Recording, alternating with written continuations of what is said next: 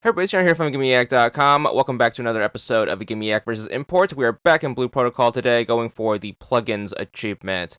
To get this achievement, you're going to need to install 10 plugins to weapons. I am going to recommend that you hold off on this until you get pretty deep into the story. That way you should have a bunch of weapons and plugins to work with that you have gotten from beating enemies and clearing dungeons.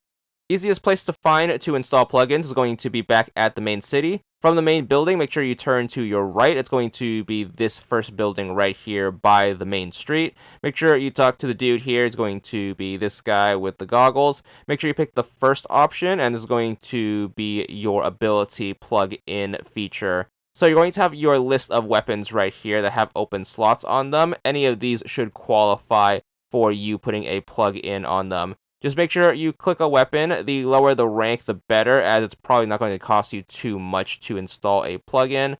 Hit the X button, and then you should bring up your list of plugins. Make sure you try to find one that's going to be pretty cheap to plug in to the weapon. And then just make sure you hit the button to confirm. So X button again. And then you should get this little animation that installs the plugin to your weapon, which is going to buff it.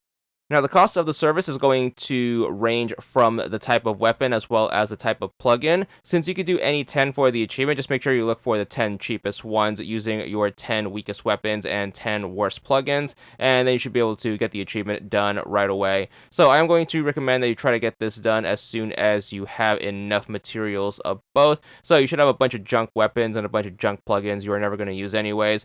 So instead of hoarding them, we're just going to put them towards working on this achievement, and then once we get it taken care of, we don't have to worry about the plugin system anymore.